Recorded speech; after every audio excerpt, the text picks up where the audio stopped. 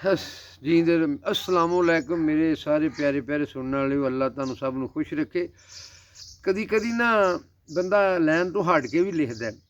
आ जिहड़ी मैं गज़ल लिखी है ना, ये उर्दू गज़ल तो मुतसर होकर लिखी है, जिधर ना पंजाबी दे विच काफिया बड़ा जानदार हुंदा है, ते ये काफिया ने जिवें उर्दू वाले लिखदे ने उवें ने। उम्मीद है तुसीं पसंद करोगे।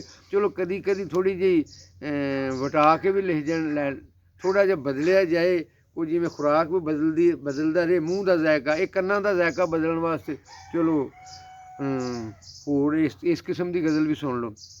मफाइलुन मफाइलुन मफाइलुन मफाइल, ये बहर दी जिवें दीवे नूं मींह ते हनेरियां ना चंगियां लगण, जिवें दीवे नूं मींह ते हनेरियां ना चंगियां लगण, ਉਂਝੇ वांगू मैनू खुशफहमियां ना चंगियां लगण।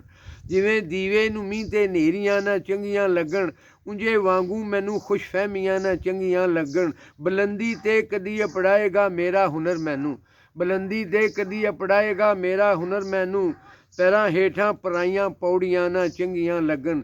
ਜਿਹੜਾ ਚਾਂਦੀ ਦੇ ਪਿੰਜਰੇ ਵਿੱਚ ਗਜ਼ਾ ਖਾਂਦਾ ਹੈ ਸੋਨੇ ਦੀ। ਮਾਸਟਰ ਬਰਿੰਦਰ ਸਿੰਘ ਜ਼ਖਮੀ ਸਾਹਿਬ, ਤੁਹਾਡੀ ਨਜ਼ਰ ਸ਼ੇਰ ਹੈ।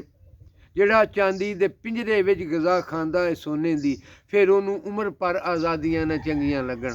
ਜਿਹੜਾ ਚਾਂਦੀ ਦੇ ਪਿੰਜਰੇ ਵਿੱਚ ਗਜ਼ਾ ਖਾਂਦਾ ਹੈ ਸੋਨੇ ਦੀ, ਫਿਰ ਉਹਨੂੰ ਉਮਰ ਭਰ ਆਜ਼ਾਦੀਆਂ ਨਾ ਚੰਗੀਆਂ ਲੱਗਣ।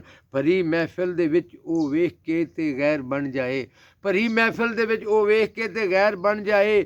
ਇਹ ਮੈਨੂੰ ਮਸਲਹਤ ਅੰਦੇਸ਼ੀਆਂ ਨਾ ਚੰਗੀਆਂ ਲੱਗਣ। ਸਦਾ ਆਖੇ ਮੈਨੂੰ ਪੁਰਖਾਰ ਰਾਵਾਂ ਤੇ ਨਾ ਚੱਲਿਆ ਕਰ, ਸਦਾ ਆਖੇ ਮੈਨੂੰ ਪੁਰਖਾਰ ਰਾਵਾਂ ਤੇ ਨਾ ਚੱਲਿਆ ਕਰ। ਹੈ ਦਿਲ ਕਮਲਾ ਇਹਨੂੰ ਮਜਬੂਰੀਆਂ ਨਾ ਚੰਗੀਆਂ ਲੱਗਣ। ਜਿਵੇਂ ਦੀਵੇ ਨੂੰ ਮੀਂਹ ਤੇ ਹਨੇਰੀਆਂ ਨਾ ਚੰਗੀਆਂ ਲੱਗਣ, ਉਂਝੇ ਵਾਂਗੂ ਮੈਨੂੰ ਖੁਸ਼ਫਹਿਮੀਆਂ ਨਾ ਚੰਗੀਆਂ ਲੱਗਣ।